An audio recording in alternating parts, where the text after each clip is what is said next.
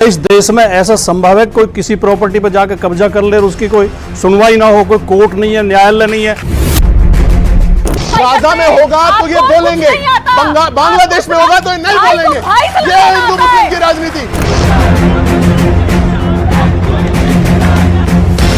बांग्लादेश में जो लोग मारे जा रहे हैं इस पूरे आंदोलन में, उसका कोई डेटा आपके पास है कि कितने हिंदू मारे गए, कितने मुस्लिम मारे गए, कितने सिख मारे गए? अगर कोई चल गया है तो उसका जला हुआ शरीर लाइए, किसी की गर्दन कट गई है तो कटी हुई गर्दन लेके आइए। आपको डेटा चाहिए, सबूत चाहिए, आपको राम मंदिर का सबूत चाहिए, हिंदू मारे जाए तो सबूत चाहिए, सबूत सबूत सबूत। आप देख रहे हैं ये देश है हमारा, अमीश देवगन के साथ। नमस्कार व्यूअर्स, मैं हूं अमीश देवगन और आप देख रहे हैं वीकेंड का सबसे भरोसेमंद कार्यक्रम ये देश है हमारा। और इस दौर में शुद्ध सियासत देखने को मिल रही है। सियासत में 3 मुद्दों पर जोरदार टकराव है। शराब घोटाले में 17 महीने बाद सुप्रीम कोर्ट ने मनीष सिसोदिया को बेल दे दी है, जमानत दे दी है। हालांकि उन्हें अपना पासपोर्ट जमा करना होगा और साथ ही हफ्ते में 1 दिन पुलिस थाने में हाजिरी भी लगानी होगी। लेकिन कोर्ट का फैसला आते ही आम आदमी पार्टी इसे सत्य की जीत बता रही है, तो दूसरी तरफ बीजेपी कह रही है कि शर्म करो। टकराव का दूसरा बड़ा विषय है वक्फ बोर्ड, जिसमें मोदी सरकार सुधार करना चाहती है, लेकिन ओवैसी कह रहे हैं कि सरकार मुस्लिम विरोधी है। तो समाजवादी पार्टी के सांसद मोहिबुल्लाह नदवी कह रहे हैं कि कहीं अपने हक के लिए जनता सड़क पर ना उतर आए। बीजेपी इसे तुष्टीकरण बता रही है, अराजकता बता रही है।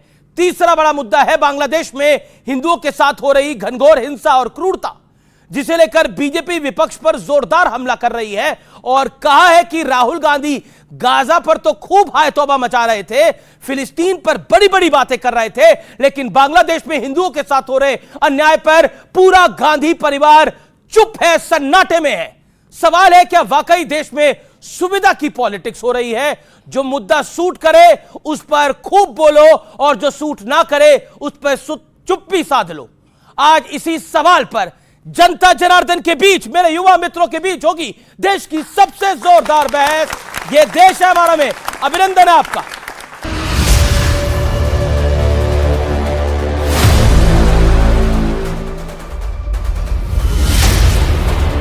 I rise to move for leave to introduce the Waqf Amendment Bill 2024. कुछ अधिकार आपके भी छीने जा रहे हैं, उसके लिए हम लोगों को लड़ना पड़ेगा आपके लिए। इस तरह की गोलमोल बात आप नहीं कर सकते हो। मनीष सिसोदिया को बेल पर, वक्फ बोर्ड के मुद्दे पर, बांग्लादेश में अराजकता पर,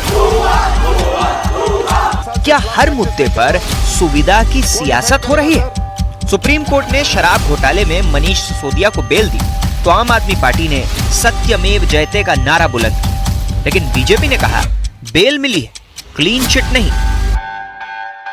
मनीष सिसोदिया जी, जिनको एक झूठे केस में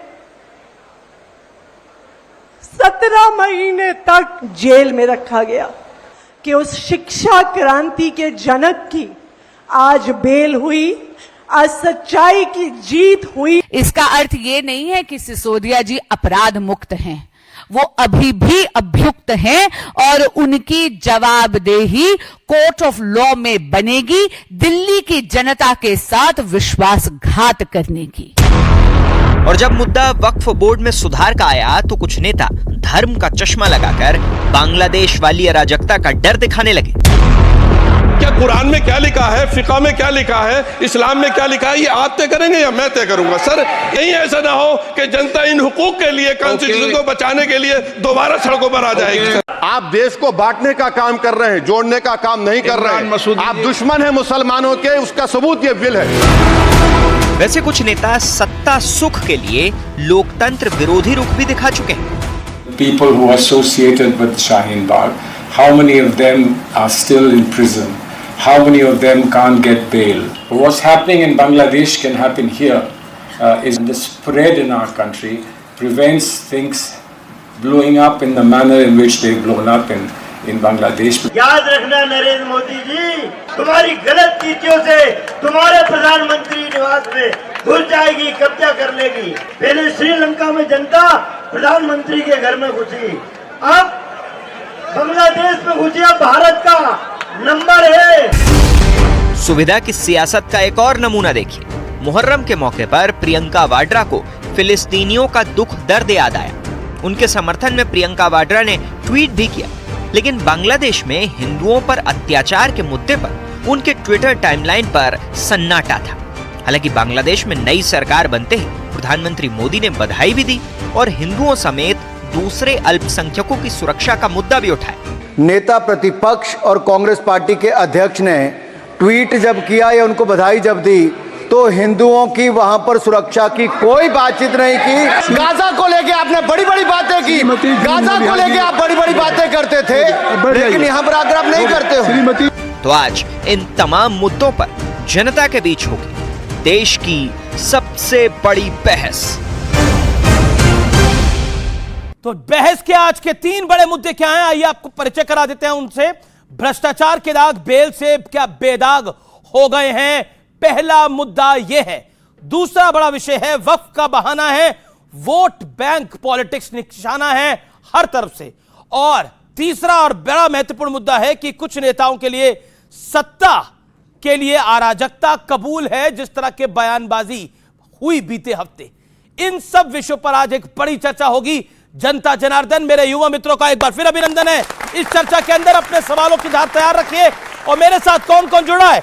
मेरे साथ है प्रियंका कक्कड़, आम आदमी पार्टी की नेता प्रवक्ता, जोरदार तालियों से उनका अभिनंदन है। मेरे साथ बृजमोहन श्रीवास्तव है, एनडीए के एनसीपी के प्रवक्ता है, नेता है। मेरे साथ इस चर्चा में सिद्धार्थ यादव है, प्रवक्ता भारतीय जनता पार्टी के तेज तरार प्रवक्ता है। मेरे साथ राजकुमार भाटी हैं, प्रवक्ता समाजवादी पार्टी के। मेरे साथ प्रोफेसर अनवर पाशा हैं, सीनियर लीडर प्रवक्ता आरजेडी के। आप तमाम लोगों का अभिनंदन है इस कार्यक्रम के अंदर।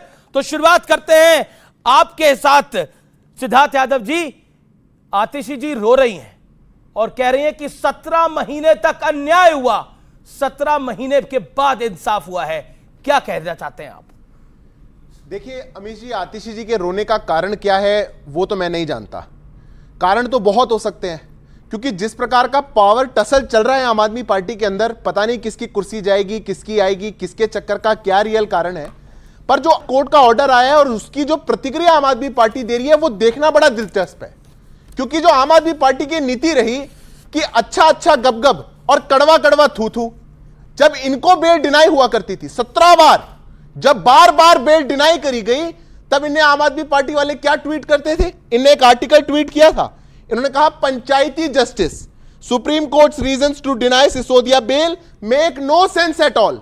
पर जब इनको बेल मिल गई 17 महीनों के बाद, तब आम आदमी पार्टी आके कह रही है देश में जुडिशरी की जीत हुई है, देश में लोकतंत्र की जीत हुई है।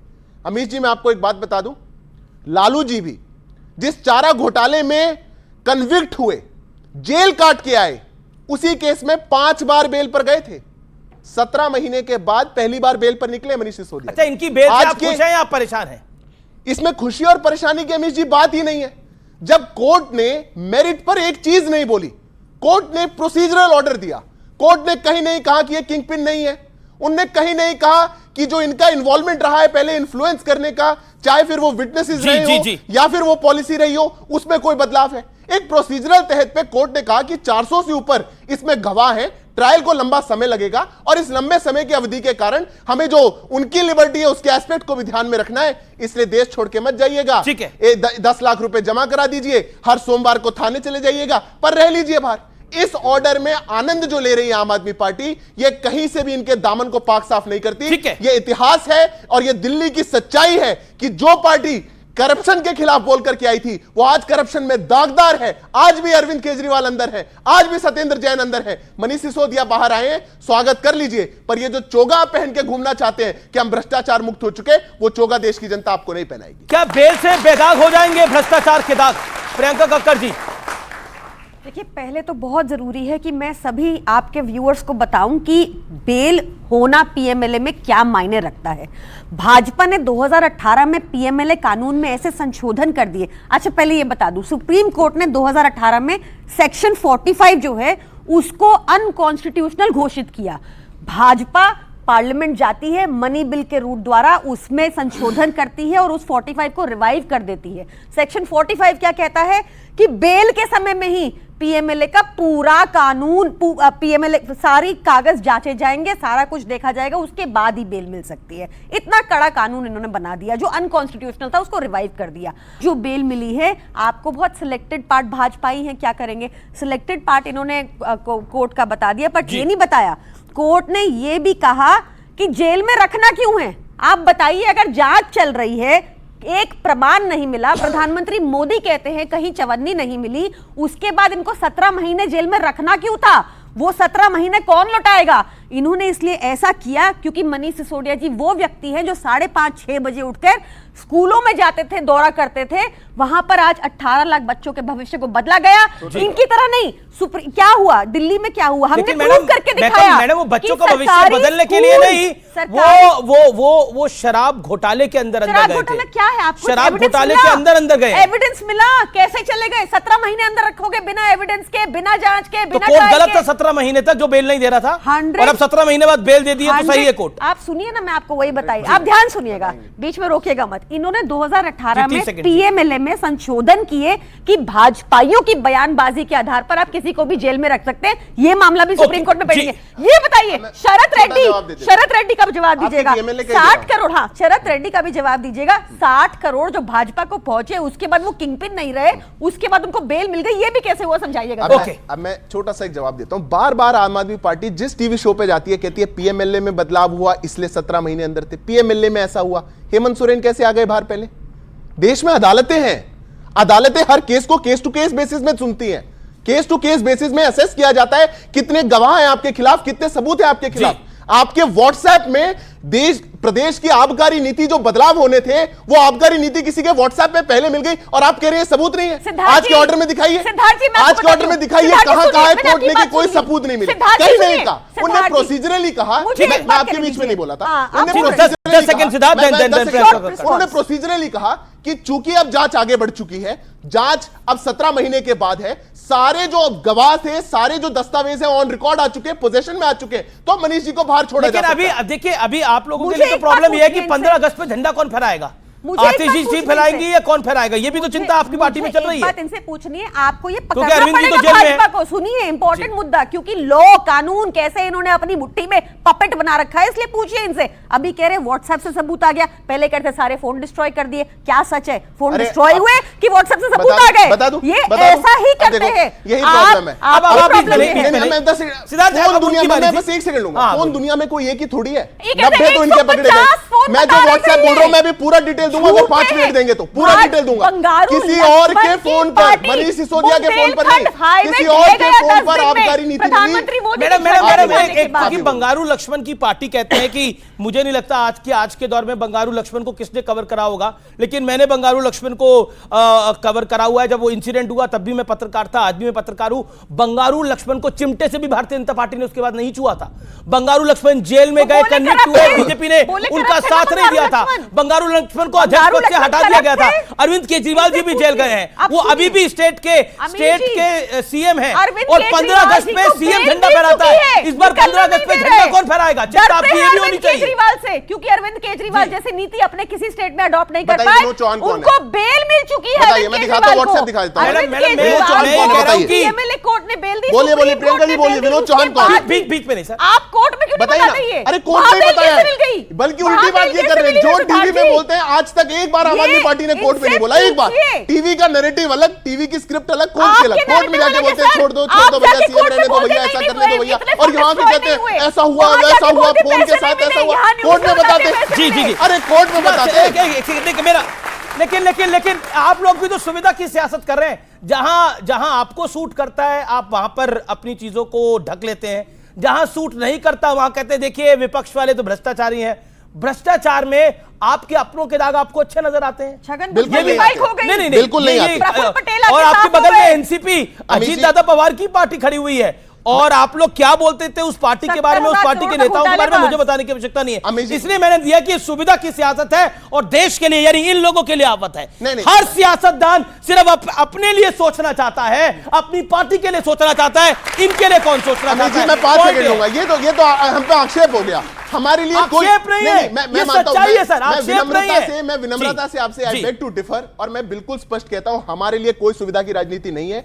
हमारे लिए भ्रष्टाचार माने भ्रष्टाचार। अगर हमने कहा है कि इस देश से corruption has to quit India, अगर ये नारा दिया है नरेंद्र मोदी जी ने तो सबके लिए दिया है। एक व्यक्ति का केस बंद नहीं हुआ, वो कहीं भी रहे, एजेंसी अपना इंडिपेंडेंट काम करती है, कोर्ट्स अपने इंडिपेंडेंट काम करते हैं। तो क्या अजीत पवार का नाम आया, उनकी पार्टी के नुमाइंदे हैं, तो उनसे मुझे ये मतलब ये एनडीए में पूरा एनडीए एक तरफ, अजीत दादा पवार वाली एनसीपी एक, हर बहस में हर चर्चा में अजीत पवार का नाम जरूर आ जाता है, छगन भुजबल का नाम जरूर आ जाता है। मैं इस बात का आज बहुत स्पष्ट रूप से बताना चाहता हूं। बोल दीजिए, आज खुले मन से बोल दीजिए, पब्लिक ताली बजाएगी। जी जी जी, ये बात सच है, ये बात सच है कि अजीत दादा पवार पे आरोप लगता है, 70,000 करोड़ का आरोप लगता है, ये बात भी बिल्कुल सच है। लेकिन फिर से समझिएगा कि एक शिकायत होना, शिकायत की जांच होना, और जांच होने के बाद उस शिकायत की हकीकत होना, सच्चाई होना, ये तीन अलग अलग चीजें। अरेस्ट हो गए, कुछ नहीं मिला, बहन ये बीजेपी में शामिल हो गए। बहन मेरी बात तो सुन लीजिए पूरी। देखिए इनका दुख अलग है, हमारे नेता को जेल में डाल दिया गया और अजीत दादा पवार को उप मुख्यमंत्री बना दिया गया, इनके उप मुख्यमंत्री को जेल में, और जो उधर करप्शन के थे उनको यही तो मैं आपसे कह रहा हूं। इनका दुख भी तो वैलिड है, समझिए ना। देखिए वो 3 इडियट फिल्म थी, इसके अंदर दोस्त के नंबर अच्छा है तो अच्छा लगता है, लेकिन मतलब बुरे आए तो बहुत बुरा लगता है, लेकिन अच्छे आए तो बहुत ज्यादा बुरा लगता है। तो वही हाल है आप दोनों। मैं सोचता हूं कि पूरी बात जब समझेंगे तो समझ में आएगा कि इनका दर्द गलत है। जांच हुई, जांच में यह मिला कि जिस समय का अजीत दादा पवार पे 70,000 करोड़ का आरोप लग रहा है, हमारी तो जेल सुन तो लीजिए ना, सुनिए तो सही, अब ये अन्याय कर रही है, बोलिए। सुन तो लीजिए, जिस समय 70,000 करोड़ का आरोप लगा, उस समय उनके मंत्रालय का बजट उस 2.5 साल में कुल 13,000 करोड़ का था। 13,000 करोड़ पे 70,000 का आरोप था। जब ये बात सामने आई, आरोप किसने लगाया था? मैं कह रहा हूं जिसने भी आरोप लगाया, आपको याद है थोड़ा? किसने लगाया आरोप? भारतीय जनता पार्टी के नेताओं ने लगाया था, भारतीय जनता पार्टी के नेताओं ने लगाया था। पर लेकिन एक मिनट अमीशी, एक मिनट ध्यान रखिए, लेकिन दो हैं इनके, बात तो सुनिए ना। लेकिन उसके बाद जब वो सच्चाई हम लोगों ने आदरणीय मोदी जी के सामने रखी कि आपके नेताओं ने आपको गलत जानकारी दी है, उनका बड़प्पन देखिए, उनका बड़प्पन देखिए कि उस बात को कहने के एवज में उन्होंने कहा कि ठीक है आप हमारी पार्टी के साथ काम करिए और मैं आप लोगों को अपनी पार्टी में अपने एनडीए के अंदर लेकर हम काम करेंगे। आज हम लोग एनडीए में काम कर रहे हैं। देखिए एनडीए ने बोला तकलीफ ये है इनको, आप लोग समझे, इनको तकलीफ इस बात की है। कहा अजीत पवार भ्रष्ट है, उनको अपनी पार्टी में लिया, साफ कर दिया। हमारे केस में कहा भ्रष्ट है, जेल में डाल दो, ट्रायल चलता रहेगा। नहीं, वहां सबूत मिला है, सबूत मिला है, वहां सबूत मिला है, वहां सबूत मिला है। बीजेपी भी आरोप लगाया। 30 सेकंड बात पूछता हूं, जब वो उधर थे, ये कहीं आपका गठबंधन ना तुड़वा दे। बिल्कुल ऐसे कैसे, जब ये उधर थे तब ये कहते थे ये भाजपा वाले देखो सब विपक्ष वालों को फंसाने का काम कर रहे हैं। मैडम को कोई प्रॉब्लम हुई क्या? सुनिए अभी देखिए इनकी हालत। जब ये उधर थे तो कहते थे भाजपा वाले सबको फंसाने का काम कर रहे हैं, यही है सबसे सच्चे, और इधर आगे कह रहे यही तो थे कट्टे भ्रष्टाचारी। मतलब जब आपके पास है तो सदाचारी, जब इधर आगे तो भ्रष्टाचारी। ये जो भ्रष्टाचार अजीत दादा पवार पे आरोप लगता है ये कर रहे थे, वो सरकार किसकी थी? वो सरकार तो यूपीए की थी। अब बताइए उस सरकार में तो पार्टनर हम भी थे और पार्टनर हम भी थे, यानी अगर ये करप्शन कर रहे थे, जो इन पर चोरी करने का आरोप लगा रहे हैं, तो चोरी किसकी सरकार के अंदर हो रही थी? तो यानी इसके एक पॉइंट, जबकि आप कह रहे हो कि चोरी नहीं हुई है, लेकिन देखिए अब मैं ये बात नहीं बोलता कि खर जो आदमी करप्शन करता है वो थोड़ी बोलता है मैंने करप्शन करी है, वो तो जांच होती है तो पता लगता है, सबूत भी नहीं मिल पाए। लेकिन एक बड़ा विषय है, एक बहुत बड़ा विषय है। 15 अगस्त का दिन आ रहा है, 15 अगस्त का दिन आ रहा है, और ये सवाल जो है मैं दिल्ली के लिए सवाल पूछ रहा हूं, पूरी दिल्ली के लिए, पूरे देश के लिए। दिल्ली सरकार के मुखिया इस समय जेल में बंद है, तो झंडा कौन फहराने वाला है इस बार? हमें पूरी उम्मीद है कि दिल्ली सरकार के मुखिया उससे पहले ही बाहर आ जाएंगे, क्योंकि पीएमएलए कोर्ट ने बेल दे दी है, सुप्रीम कोर्ट ने बेल दे दी है, फिर अपनी सीबीआई ले आए, इस उम्मीद में आपने निकाल दिए। अब इस उम्मीद में अच्छा कौन सी डेट है? 15 अगस्त से पहले कौन सी डेट है बताइए? फिर चिट्ठी लेकर, अगर आपको इतना भरोसा था तो चिट्ठी लिखकर ये क्यों परमिशन मांगी गई कि इस बार 15 अगस्त पे आतिशी जी को झंडा फहराने की? अरे डेट ही नहीं है सुप्रीम कोर्ट में, डेट ही नहीं है 15 अगस्त से पहले। सवाल का भरोसा है, पूरी कोशिश कर रहे हैं। आम खाओगे आप 15 अगस्त को बैठ कर, डेट ही नहीं है उससे पहले बाहर कहां खाओगे? अमीर जी मैं आपको सीरियस बताता हूँ, सूत्रों के हवाले से खबर है 15 अगस्त के लिए आम की पेटी मंगा ली है केजरीवाल जी ने, बाहर आने का कोई चांस नहीं है, अंदर बैठ के आम खाएंगे और यहाँ आकर के बात बोल रहे हैं। इतने गिरे हुए लोग हैं कि हेल्थ मैं गिरा हुआ हो गया मैम, अभी आप क्या कर रहे थे? हुआ पता नहीं, मैंने तो नहीं करा एक बार भी। भाजपा की बात कर रही हूँ, अभी चलती भी बहस में हुआ कर रहे थे। देखिए अब हुआ करना गिरा हुआ होता है, ये अपने शामिल अरविंद केजरीवाल जी अंदर है, वो आम खा रहे हैं, गिरा हुआ है? नहीं, ये केजरीवाल जी आम नहीं खा सकते, कैसी बात है? पहले भी खा रहे थे, ये कैसी बात हुई? जरूरी नहीं, ये कैसी बात हुई? ये कोई वो नहीं है कि आपकी तभी होगी मैम मत खाइए आम, आप कुछ और खा लीजिए, पहले तो सीजन भी नहीं था तब खा रहे थे, अब तो सीजन है। आप मशरूम खाइए, कैसी बात है? लोगों को 80 करोड़ कैसे रेलेवेंट है? यहाँ पर आप आम की बात कर रहे हैं, आम बड़े मीठे होते हैं, सबके मुंह में पानी आ गया है, लेकिन मेरा निवेदन है एक एक करके हर विषय पे बात हो। ये सुविधा की राजनीति जो है, राजकुमार भाटिया, मैं आपकी बताता हूं, ये जो सुविधा की राजनीति है, इसमें हर पॉलिटिकल पार्टी अपने हिसाब से पॉलिटिकल गेम खेलती है। आप भी अपना पॉलिटिकल गेम खेलते हैं सुविधा के अनुसार। आपके एक नेता कहते हैं कि देखिए ये जो वक्फ वाला एक्ट आया है ये पास नहीं होना चाहिए, अगर पास होगा तो मतलब ये तो इस्लाम का जानकार तो मैं हूं, कुरान का जानकार तो मैं हूं, हम फैसला करेंगे, सरकार फैसला करेगी। पॉइंट ये है कि वक्फ किसी भी जमीन पर कैसे भी करके अगर कब्जा कर ले और चिन्हित करके कब्जा करे, यही आरोप है। और सिर्फ ये एक तबके के आरोप नहीं है, कई तबकों के आरोप है। तो क्या अगर उस सिस्टम और उसका अपना और वक्फ भी उसका फैसला करे, जज भी उनका है, मुंसिफ भी उनका है और इंसाफ भी उन्हीं का है, और अदालत में जाने का अधिकार नहीं है। जबकि रामलला का जो टाइटल सूट था वो सुप्रीम कोर्ट में गया, जो इस देश के आराध्य थे, लेकिन वक्फ का मामला किसी कोर्ट में नहीं जाएगा, high court, sessions court, supreme court में जाएगा। वक्फ का फैसला वक्फ ही करेगा। ये इंसाफ है क्या? और आप लोग संविधान की बात करते हैं। देश की स्थिति ये है कि भारतीय जनता पार्टी और उसका समर्थक मीडिया, उसका सारा जोर होता है मुसलमान को बदनाम करने में, मुसलमान के खिलाफ बोलने में, उनके खिलाफ नफरत फैलाने में, उनके ऊपर झूठे सच्चे आरोप लगाने में। क्या इस देश में ऐसा संभव है कोई किसी प्रॉपर्टी पर जाकर कब्जा कर ले और उसकी कोई सुनवाई ना हो? कोई कोर्ट नहीं है, न्यायालय नहीं है, कोई अदालत नहीं है। वक्फ ने तो ताजमहल पे भी दावा किया था कि वक्फ की प्रॉपर्टी है, मिली तो नहीं, मिली क्या? दूसरी बात, हम में से बहुत लोग ये नहीं जानते होंगे, देखने वाले दर्शक जो हैं, कि वक्फ की जो प्रॉपर्टी होती है वो होती क्या है। वो प्रॉपर्टी वो होती है जिसे मुसलमान लोग ही दान करते हैं वक्फ को।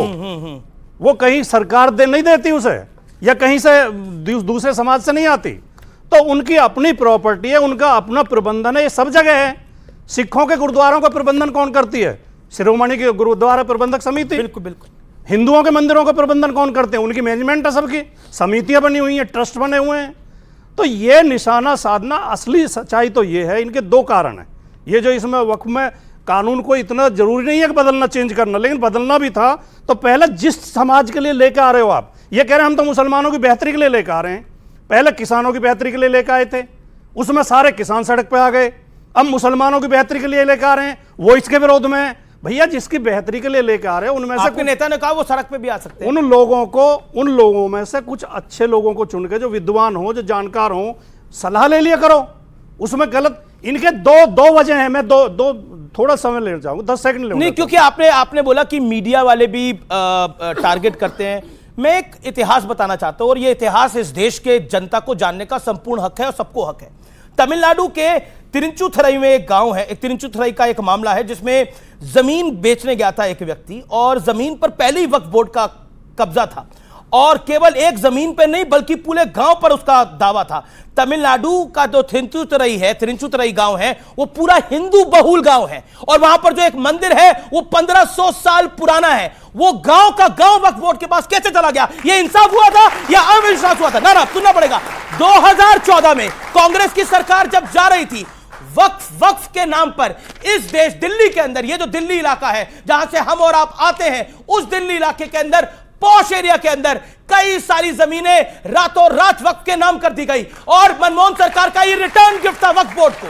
और ये बात प्रमाणिक है, जब सरकार जा रही थी, यानी जब आचार संहिता लग चुकी थी, तब यह फैसला किया गया, तब नोटिफिकेशन जारी किया गया। 2 उदाहरण दिए आपने, 200 उदाहरण ऐसे भी हैं जहां वक्फ की प्रॉपर्टी पे दूसरे लोगों ने कब्जे कर रखे हैं। दो दीजिए वक्फ की जगह जगह शिकायत चल रही है। उनका केस तो वक्फ के बाद दिल्ली में कई प्रॉपर्टी हैं। ओके, दूसरी बात, वक्फ की प्रॉपर्टी लगभग 1.5 लाख 2 लाख प्रॉपर्टी है, 9 लाख एकड़ तो जमीन है खाली। कोई एक दो केस का मसला नहीं है, लेकिन मैं कहना ये चाहता हूं इनकी नजर उन जमीनों पर है। ये अभी नजूल भूमि के लिए कानून लेकर आए उत्तर प्रदेश विधानसभा में, और इनकी पार्टी के अंदर से विरोध हो गया, क्योंकि नजूल की भूमि जो पड़ी है खाली, इधर मत भागिए। अयोध्या में इन्होंने कई हजार एकड़ जमीन 3 इंडस्ट्री को दे दी, 3 उद्योगपतियों को दे दी, जो सेना की जमीन है, जो सेना के पड़ाव की जमीन है। ठीक है, ये करना चाहते हैं, ये भूमाफिया की तरह काम कर रहे हैं। इनकी जमीन पर नजर है। ये बात अपोजिशन ने बोली कि आपकी जमीन पर नजर है, अखिलियतों की जमीन पर नजर है, सिर्फ समाजवादी पार्टी नहीं, अपोजिशन की नजर है, इनकी रेलवे की जमीन पर नजर है। अभी भाटी जी ने कहते कहते अभी सुनिए ना, बात को सुनिए। अभी भाटी जी ने कहते कहते रेलवे और सेना जो है वो तो सरकारी संगठन, सरकारी ऑर्गेनाइजेशन है, लेकिन वक्फ कौन सी सरकारी ऑर्गेनाइजेशन है? अयोध्या में सेना की जमीन दे दी उसको। अभी भाटी जी ने कहते कहते कहा वक्फ ने तो ताजमहल की भी जमीन मांगी थी, मिल गई क्या? तो दे दें क्या? वो आपकी मांग लेगा, दे दें क्या? देश की किसी की भी मांग लेगा, दे दें क्या? मैं फैक्ट पे जवाब दे रहा हूं, अभी नहीं सुनिए, मैं फैक्ट पे जवाब देता हूं। सिद्धार्थ यादव को भी सुन लीजिए, यादव जी को भी सुन लीजिए, बीजेपी के नेता सिद्धार्थ यादव को सुन लीजिए 30 सेकंड के लिए।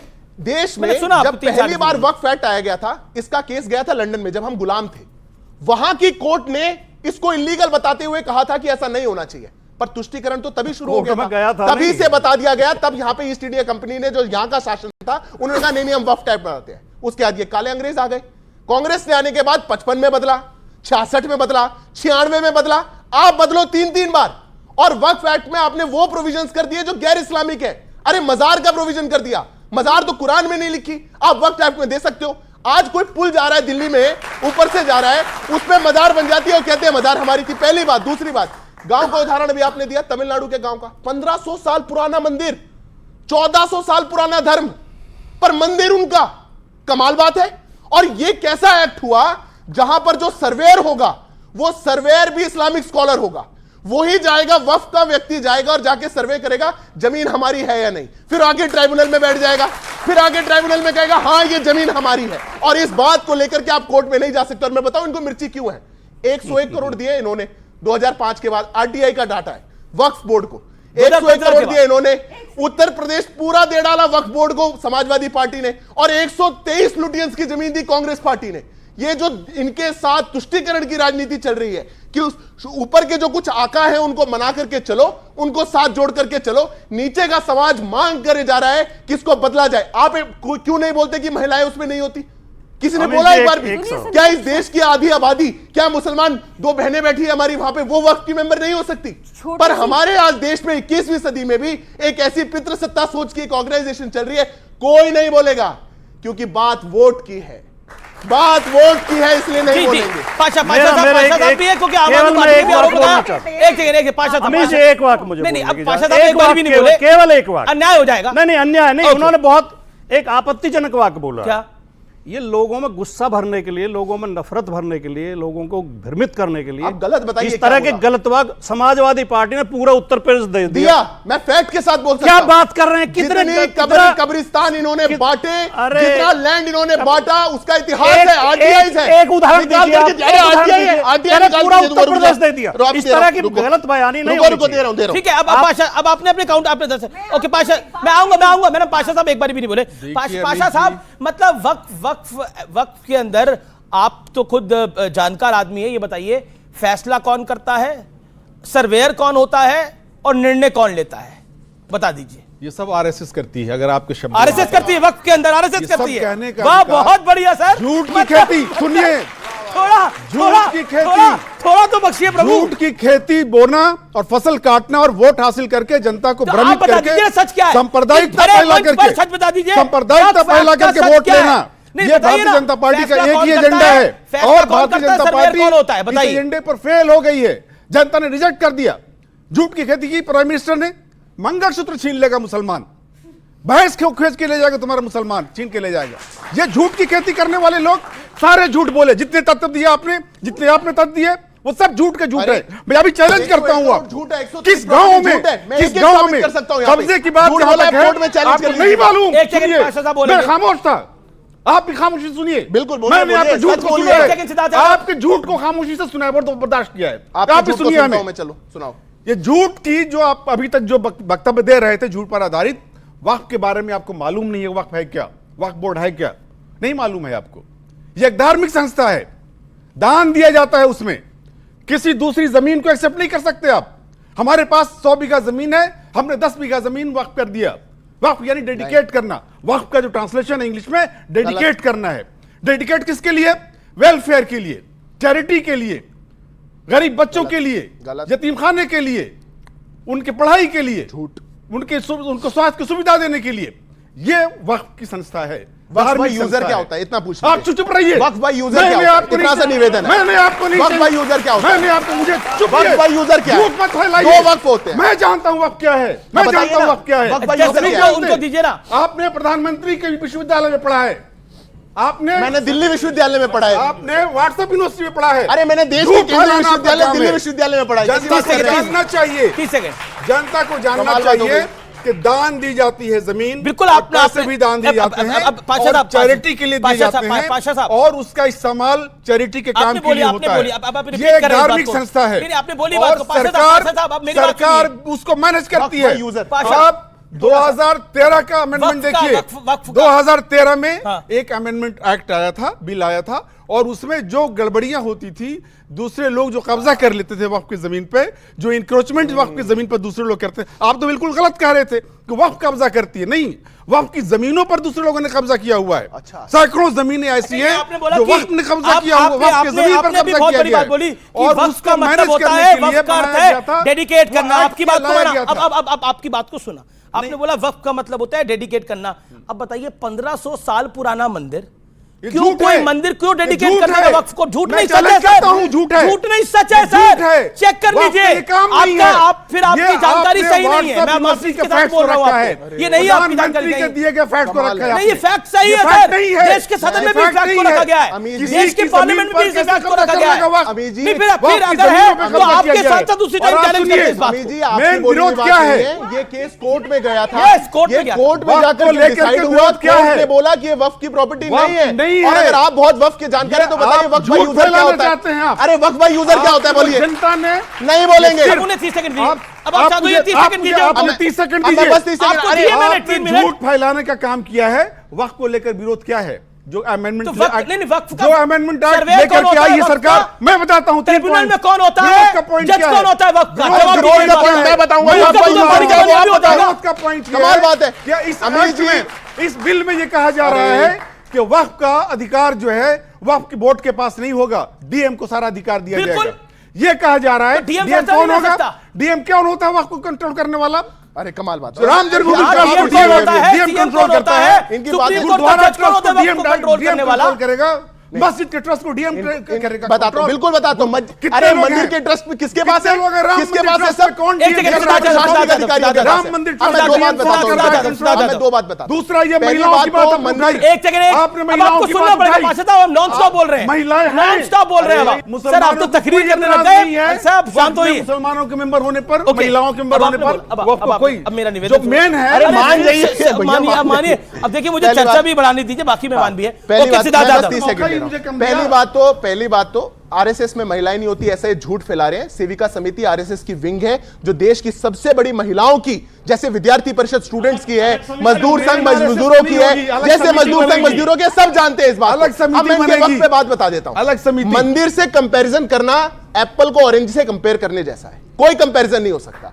आप अगर कहें कि राम जन्मभूमि के मंदिर का ट्रस्ट में कौन है कौन नहीं है, उससे बात नहीं है। 10 वो चुप रहे बुरी तरह से, ये अन्याय है। This is not fire. अब 10 लाख एकड़ देश की तीसरी सबसे बड़ी प्रॉपर्टी का जो पूल है वो वक्फ के पार्ट है, 10 लाख एकड़ पर हमारे देश के प्रशासनिक अधिकारी, डीएम, कोर्ट्स, हमारे देश की अदालतें नहीं बोल सकती। नहीं बोल सकती, क्यों नहीं बोल सकती भाई? आप मेरे को एक इस्लामिक देश बताओ जहां पे ऐसा है। एक इस्लामिक देश बताओ जहां पे ऐसा है। एक इस्लामिक देश बताओ ना, वक्त से रिलेटेड डिस्प्यूट जाते हैं कोर्ट में। है कोई इस्लामिक कंट्री बताइए, इस्लामिक देखती है कि जमीन के पेपर किसके पास हैं, उस पर फैसला करती है। ये क्या तरीका है? झूठ बोल रहे हैं, वो झूठ बोल रहे हैं। आपसे सीधा सवाल है, एक इस्लामिक देश बताइए जहां पर वक्त जैसा कानून है, भारतीय संविधान के तहत वक्त चलता है। वक्त जैसा कानून है एक इस्लामिक देश बताइए, हाई कोर्ट में, लोकल कोर्ट में, मेरा अंतिम पॉइंट, सारे कोर्ट में जाते हैं। दो टाइप का जेन्युइन पेपर होता है, जो बाबरी मस्जिद तरीके से दे सकते हैं। बाबरी मस्जिद सुन लीजिए महाराज, सुन लीजिए, मत करो, सुनो। हाशिम अंसारी उसी वक्फ बोर्ड की तरफ, सुन्नी वक्फ बोर्ड की तरफ से बाबरी मस्जिद का केस लड़ रहे थे। अभी हो गया, वक्फ का हिस्सा वक्फ का था, वो बाबरी मस्जिद के पेपर थे, ये तो हाईजैक हो गया मामला। ये लेकिन कोर्ट का फैसला जो आया वो आस्था के आधार पर आया, पेपर के आधार पर नहीं आया। मैं बस 10 सेकंड दे रहा हूं। एक सेकंड। सर, जब भी वोट लेने की बारी आती है सभी पार्टियां ये क्यों बोलती हैं कि ये धर्म है, ये हिंदू है, ये मुसलमान है, ये सिख है, ये ईसाई है? ऐसा क्यों होता है?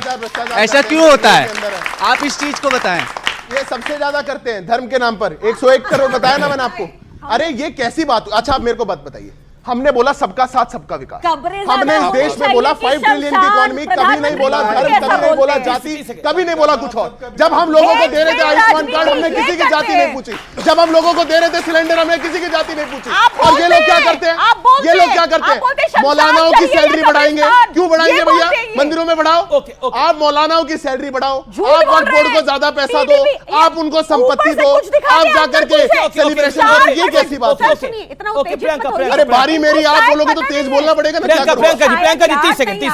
कि जब प्रधानमंत्री मोदी पूरा ओबीसी आरक्षण और आरक्षण के ऊपर बोल रहे थे तो इन्हीं के टीडीपी अलायंस पार्टनर उन्होंने 4% मुस्लिम रिजर्वेशन किया, तो ये दिखाते कुछ है बोलते कुछ है। उत्तर प्रदेश में किया, शमशान चाहिए, कब्रिस्तान चाहिए। हिंदू मुस्लिम की राजनीति ये करते हैं, ऊपर से लेकर नीचे तक भ्रष्ट ये। इलेक्टोरल बॉन्ड की जांच नहीं होनी चाहिए क्या? कितने पैसे खाए इन्होंने, कितने पैसे खाए? नहीं, अब मैं बताता हूँ। हिंदू मुस्लिम की राजनीति मैं इनकी बता देता हूँ। आप भी बोल रहे थे ना बीच में, मैं बोलता हूँ। इन्होंने ऐसी कंपनीज को ठेके दिए। अभी देखो बुंदेलखंड, ये तो अभी घूम के वापस अपने जाएंगे, नहीं बात करेंगे। प्रधानमंत्री मोदी ने झंडा दिखाया, ढह गया वो वहां पे फ्लाईओवर, एयरपोर्ट ढह गया। ऐसे इन्होंने, ये जानलेवा हो चुकी है इनकी करप्शन। अमित जी सब मेरे बीच में बोलते हैं, मैं किसी के बीच में नहीं बोल रहा। 10 सेकंड देना पड़ेगा। हिंदू मुस्लिम की राजनीति मैं आपको बता देता हूं। गाजा में होगा तो ये बोलेंगे, बांग्लादेश में होगा तो नहीं बोलेंगे। ये हिंदू मुस्लिम की राजनीति। गाजा में जाएंगे राहुल गांधी, प्रियंका गांधी, सोनिया गांधी सब ट्वीट करेंगे, पर बांग्लादेश की माइनॉरिटीज के साथ होगा तो नहीं बोलेंगे। ये इनकी हिंदू मुस्लिम की राजनीति। क्या देश की माइनॉरिटी नहीं है? गाजा की माइनॉरिटी है पर बांग्लादेश की नहीं है। ये है इनकी तुष्टिकरण की राजनीति। ये वोट बैंक के लिए करते हैं और यहाँ खड़े होकर के बात बता रहे हैं। कमाल बात है। राजकुमार भाटी, ये तो देखिए, अगर एक सेकंड देखिए पाशा साहब, अब आप ये हाईजैक नहीं कर सकते। राजकुमार भाटी की बारी है। नहीं सर, अनफेयर हो जाएगा। अनफेयर नहीं, मैं अपने मेहमान के साथ होने दूंगा। सर पाशा साहब, आपके पास नंबर है कम्युनिटी वाइज से 7.9% है, और क्या नंबर कोई नंबर नहीं है आपके पास। अरे 22% से 7.9 में नंबर दे रहा हूं। वहां के लोग हिंदू भाइयों की रक्षा में खड़े हैं। एक सेकंड, क्या कह रहे हैं आप? मैं ये कह रहा हूं कि बांग्लादेश में जो लोग मारे जा रहे हैं इस पूरे आंदोलन में, उसका कोई डेटा आपके पास है कि कितने हिंदू मारे गए, कितने मुस्लिम मारे गए, कितने सिख मारे गए, क्रिश्चियन मारे गए? आपके पास डेटा? कोई भी मारा गया है, हम उसकी पाशा साहब ने बड़ा महत्वपूर्ण पॉइंट रखा है। पाशा साहब ने बोला कि कोई डेटा होना चाहिए। सही बात है, एक डेटा होना चाहिए कि बांग्लादेश में कितने हिंदू मारे गए, कितने सिख मारे गए, एक डेटा होना चाहिए।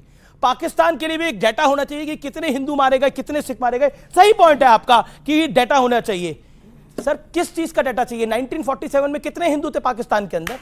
कितने हिंदू थे पाकिस्तान के अंदर? ना सुनना पड़ेगा सर, सुनना पड़ेगा। ना ना ना ना ना जब बांग्लादेश, जब इंदिरा गांधी ने पाकिस्तान के 2 टुकड़े करे और मुफ्ती भाईनी को सपोर्ट करके बांग्लादेश बना, वहां कितने हिंदू और सिख थे और आज कितने बचे हैं? आपको डाटा चाहिए, सबूत चाहिए, आपको राम मंदिर का सबूत चाहिए, हिंदू मारे जाए तो सबूत चाहिए, सबूत सबूत सबूत, हर वक्त आप लोगों को सबूत चाहिए। नहीं, बांग्लादेश में लाखों बिहारी मुसलमान मारे गए, वो एक अलग झगड़ा था, कमाल की बात कर रहे हैं। झगड़ा था के घर जलाए जा रहे हैं, बांग्लादेश में लाखों बिहारी मुसलमान मारे गए, मंदिर तोड़े जा रहे हैं, इस्कॉन मंदिर में बम फूटा, ये तो सामने हो रहा है सबके, और आप डिनाई कर रहे हैं। बांग्लादेश का मसला हिंदू मतलब इसको तो आपके सहयोगी भी डिनाई नहीं करेंगे। बांग्लादेश का मसला हिंदू मुस्लिम का झगड़ा नहीं है, ये शॉकिंग है। बांग्लादेश में आप कह रहे हैं छात्रों ने आंदोलन किया था, रोजगार को लेकर, रिजर्वेशन को लेकर के आंदोलन किया था, वो हिंदू मुस्लिम का आंदोलन नहीं था, इसलिए हिंदू मुस्लिम का आंदोलन पूरे घर को जला दिया गया है। आप कह रहे डाटा होना चाहिए, डाटा लाइए जी, डाटा लाइए, वहां की समस्या दूसरी है, दिखाइए सबूत, श्रीलंका की समस्या दूसरी है। अगर कोई जल गया है तो उसका जला हुआ शरीर लाइए, किसी की गर्दन कट गई है तो कटी हुई गर्दन लेके आइए। मांग रहा है इस देश का विपक्ष, इस देश का विपक्ष चाहता है कि हिंदू वहां कितने मरे हैं उसका सबूत दिखाए सरकारें।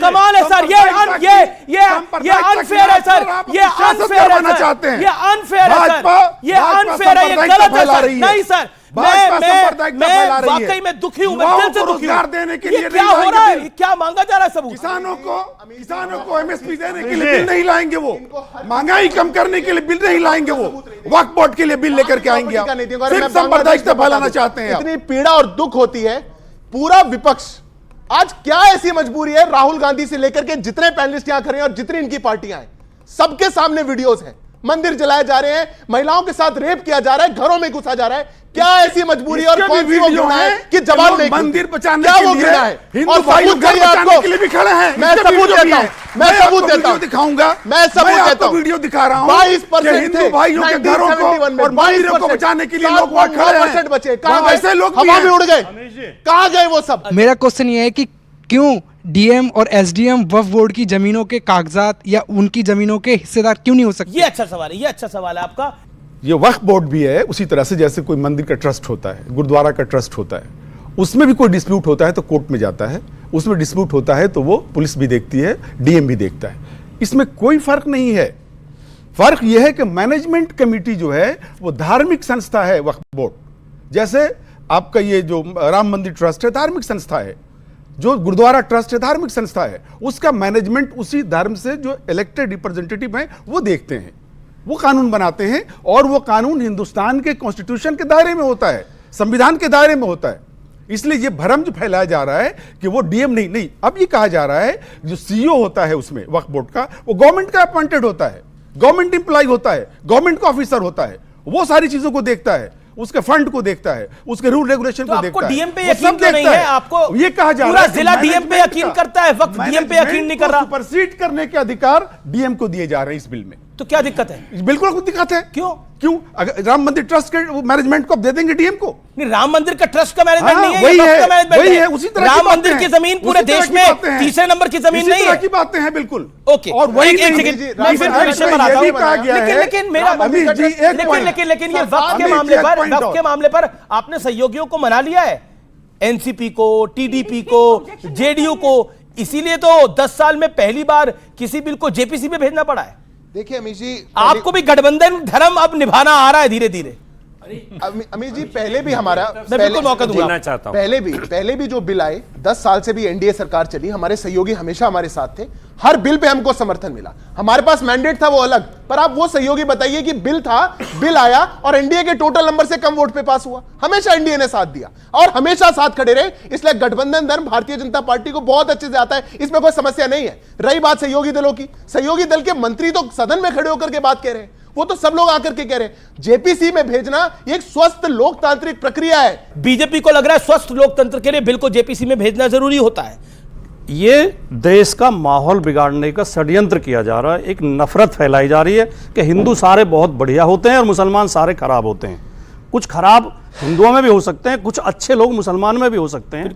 अब व्यक्ति का चरित्र देखना चाहिए, व्यक्ति का कार्य देखना चाहिए, केवल पूरे समाज को एक ये किसने बोला ऐसा? बीजेपी से किसने बोला ऐसा? ये पूरी डिबेट का विषय ये होता जा रहा है। कैसे? कि वक्फ बोर्ड बेईमानी करती है, वक्फ बोर्ड जमीनों पर कब्जे करती है, वक्फ बोर्ड में मुसलमान ये करते हैं, हिंदू मारे जा रहे हैं वहां।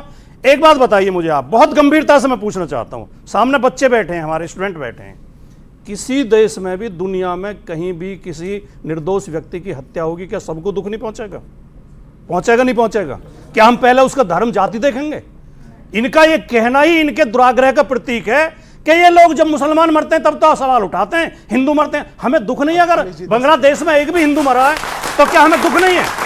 बांग्लादेश में जो हुआ है, वहां सत्ता बदली गई है, सत्ता पलट हुआ है, विद्रोह हुआ है, वहां की प्रधानमंत्री को भागना पड़ा है, वहां हालात खराब हैं, जो भी वहां हत्याएं हो रही हैं, आगजनी हो रही हैं, सबको चिंता है। और हिंदुओं के लिए खास तौर से इसलिए चिंता है कि वो वहां अल्पसंख्यक हैं, अल्पसंख्यक की सुरक्षा होनी चाहिए। सर चिंता अगर हो रही है ना, चिंता सदन में दिखाई थी ना, चिंता ट्विटर में दिखाई थी। नहीं, मैंने सवाल पूछा आपसे। नहीं, ये सवाल पूछा, ये नहीं मैंने होता। क्या नहीं हो सकता? सुनिए, सवाल तो पूछा जाएगा ना सर। नहीं, सवाल मैं कहा सदन में भी पूछना चाहिए था ना, पूरी हो जाए। हाँ बोलिए। जो भी खास तौर से वहां मंदिरों पे हमले हुए, एक दो जगह हिंदू भाई मारे गए हैं, बेटियों के साथ छेड़छाड़ हुई है, सबको चिंतित होना चाहिए। और जो जहां अल्पसंख्यक है उसकी सुरक्षा पहले होनी चाहिए, लेकिन हमें वो चित्र भी, उनकी प्रशंसा भी करनी चाहिए कि मुस्लिम लड़के मंदिरों के सामने बैठ के पहरा दे रहे हैं, उनकी सुरक्षा के लिए बैठे हैं जी। कुछ वहां नालायक लोग हो सकते हैं जिन्होंने हमले किए हैं, लेकिन बांग्लादेश हमारा हमेशा मित्र रहा है। बांग्लादेश की जनता और भारत की जनता में बड़ा प्यार रहा आपस में। एकदम पूरे समाज को या पूरे देश को कटघरे में खड़ा कर देना कि वहां केवल हिंदुओं पर हमले हो रहे हैं, हिंदुओं से 3 गुने मुसलमान मारे गए हैं वहां। इस हिंसा में जितने हिंदुओं की हत्या हुई है उससे 3 गुना हिंदू मुसलमानों की हुई है। तो सवाल को ठीक से समझना चाहिए। ठीक है, आपने बोला कि दो मंदिर, आपने बोला 2 मंदिर तोड़े गए हैं, 2 मंदिर नहीं तोड़े गए, कई मंदिर तोड़े गए हैं और बहुत बड़ा मंदिर इस्कॉन में बम फोड़ा गया है, पॉइंट नंबर 1। और 1 डिस्ट्रिक्ट, 2 डिस्ट्रिक्ट, 5 डिस्ट्रिक्ट, 10 डिस्ट्रिक्ट नहीं है जहां पर हिंदुओं पे अटैक हुआ है। 37 डिस्ट्रिक्ट है बांग्लादेश में जहां पर हिंदुओं पे अटैक हुआ है। इसलिए मैं फैक्चुअल बात करता हूं। आपने बोला हमें चिंता है, चिंता अगर किसी पॉलिटिकल पार्टी को चिंता है तो उनकी चिंता कैसे दिखाई देगी? उनकी चिंता, उनकी मैं सत्य बोल रहा हूं, मैं फैक्ट बोल रहा हूं। नहीं, ये फैक्ट है। अगर चिंता है तो सदन में कौन, आपकी पार्टी के नेता ने कितनी बार इस विषय को उठाया है? ट्विटर पर, फेसबुक पर, इंस्टाग्राम पर कितनी बार इस विषय को लिखा है? चिंता की कमाल है, चिंता दिखाई नहीं दे रही। ओके, शुरुआत इन्होंने बोली कि सबको दुख है कि वहां पर ऐसा हो रहा है। दुख है तो जता दीजिए, क्यों नहीं बोल पा रहे? क्यों नहीं बताया? आप मेरे को अखिलेश जी का ट्वीट दिखाइए कि वहां पे हिंदुओं के साथ, माइनॉरिटीज के साथ ऐसा हो रहा है। और मैं कहता हूं अमित जी, आप छोड़िए, 50 साल में जो वहां पे हुआ है उसका एक ट्वीट दिखा दीजिए, जब से वो राजनीति में आए। प्रश्न ये आया था कि क्या आपने अपने एनडीए के बाकी के दलों से पूछ लिया है? उस पर मैं कहना चाह रहा था, पूछते ही होंगे। नहीं, मैं उसी पे कहना चाह रहा था कि ये जो जेपीसी का डिक्लेरेशन हुआ वो उसका एक बहुत बड़ा हिस्सा है, क्योंकि जितने थोड़ा बदलाव दिखाई दे रहा है आप लोगों को भी? नहीं, एनडीए की पहले वर्किंग को समझना पड़ेगा, क्योंकि बहुत गलतफहमी फैलाई जाती है। एनडीए के जितने भी साथी दल हैं उसमें भारतीय जनता पार्टी एक मेजर पार्टी है, लेकिन कोई भी फैसला लेने के पहले हम लोगों की जो लीडरशिप है उसके सामने बातचीत होती है, उनसे बातचीत करके उनकी राय ली जाती है। इस वाले मामले में भी यही हुआ है, इसमें भी यही हुआ है कि जेपीसी होनी चाहिए। ओके, समय मेरा यही समाप्त होता है। आप लोग हमारे मंच पर आए, आपने एक अच्छी स्वस्थ बहस करी। लोकतंत्र का सबसे बड़ा परिचय है एक स्वस्थ चर्चा, उस चर्चा को करा और वाद विवाद हुआ। आप सबका बहुत बहुत धन्यवाद। मेरी ऑडियंस का बहुत बहुत शुक्रिया जिन्होंने इतनी बड़ी चर्चा करी, अच्छे सवाल पूछे। फिलहाल आज के एडिशन में इतना ही। उम्मीद है आज का कार्यक्रम आपको जरूर पसंद आया होगा। नमस्कार, आप देखते रहिए News 18।